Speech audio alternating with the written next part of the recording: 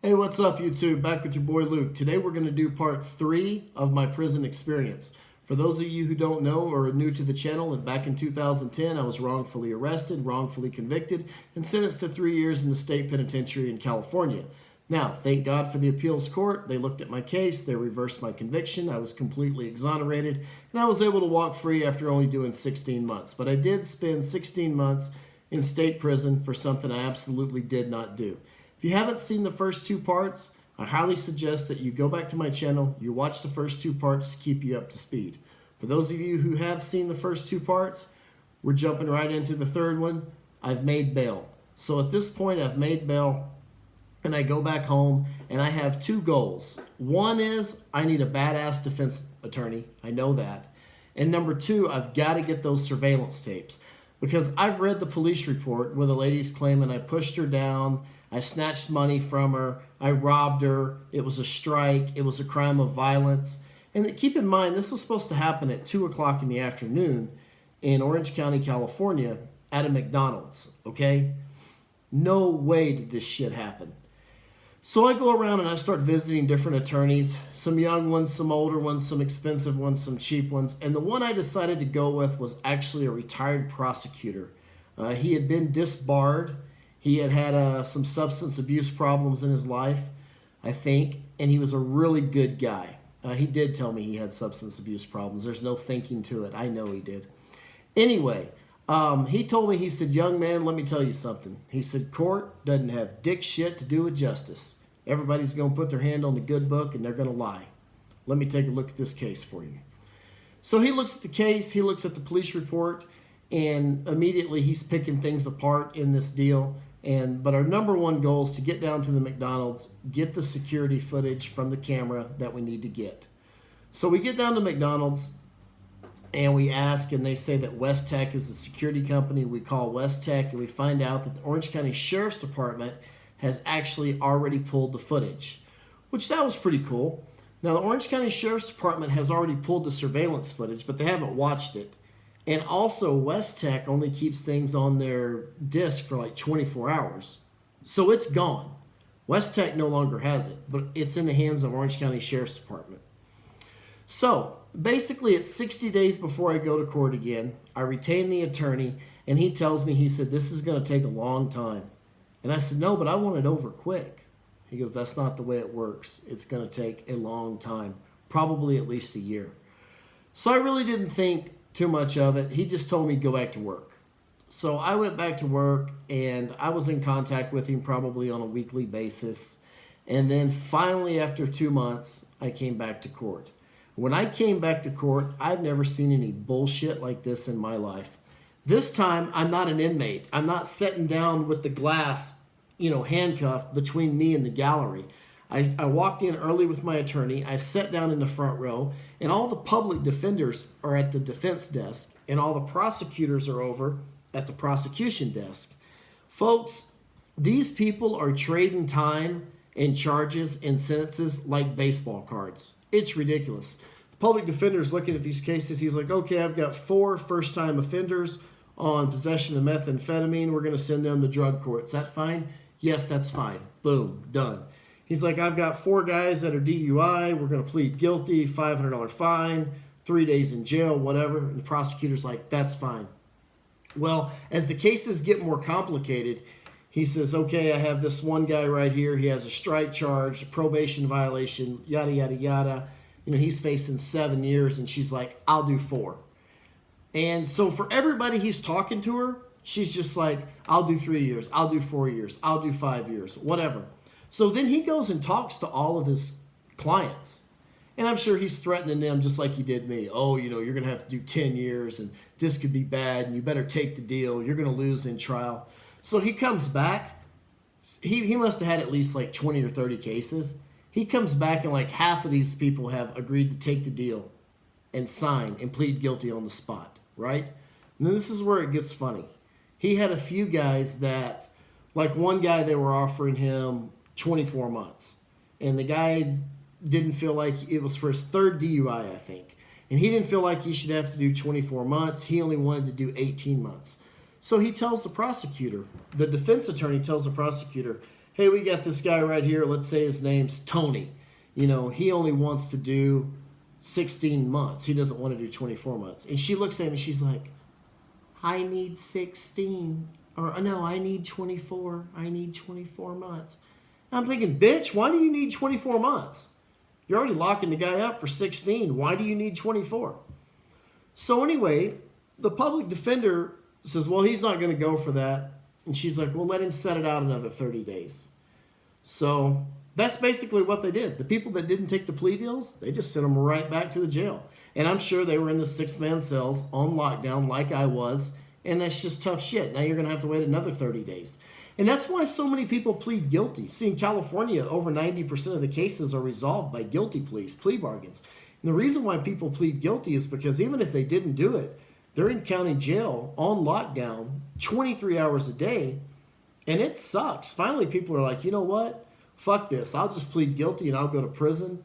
I'll get to use the phone. I'll get to use the internet. I'll get to have visits. I'll get to go to the library. I'll get to go play basketball. Prison's way more fun than county. So that's why people are just signing deals to get out of there, right? So it comes up to my case, and the judge is like, well, what are we going to do with the... Oh, by the way, the public defender did not even know that I had bailed out. He's calling my name. Luke Powell, did the sheriff's department... Did the sheriff's department bring Luke Powell to court today? I'm like, hey, man, I'm out here in the gallery. He walks up to me. He goes, you bailed out. I go, fuck yeah, I bailed out. And I go, by the way, I got a real attorney too. So, kick rocks. And he was like, oh, well, I need to talk to him. I have some information on your case. And he talked to my attorney, and he did have some information. He had actually looked at the case a little bit. So he was trying to help you. Now, folks, I'm not going to sit here and knock public defenders because they do a good job, but they're extremely overloaded. And quite frankly, if you're facing 10 months, 12 months, 16 months, they really don't have a lot of time. I mean, come on. They're trying to help out people that are facing huge charges and a lot of time, and they're just overworked. So I don't want to knock the public defender's office, but, at the same time, I was damn glad to have private counsel. Okay. So the judge is like, well, what are we going to do with this case? It's getting old. And my attorney's like, well, we need to set a date for trial. And the judge is like, I mean, she's crazy as hell. I don't know what her problem was. And she acted like, I was speaking Chinese to her or something. I mean, she's like, really? This is going to trial? Absolutely. All the way. Folks, so we set a trial date. And the trial date was set for 30 days for a preliminary hearing. Well, we showed up in 30 days. The state wasn't ready. They asked for another 30 days, another 30 days, another 30 days. This shit went on for damn near a year. And I asked my attorney, I go, what about the right to a speedy trial? He goes, that's a toothless tiger, son. He goes, you can't do anything with that because every time we would argue speedy trial, I have a right to be tried within 10 days, I think it is in California or something like that. But it's damn sure within a month, okay? But here's the thing. Unless the judge finds good cause, then he continue. So no matter what argument we would present, Your Honor, this is ridiculous. We've been here for months. We're ready to go to trial. And the DA would come up with some bullshit like he sprained his wrist, he wasn't able to prepare, his mother had a car accident. He would always come up with something, right? And the judge would be like, well, I find good cause. And I knew right then I was screwed, right? Because these judges are just about all ex-prosecutors, right?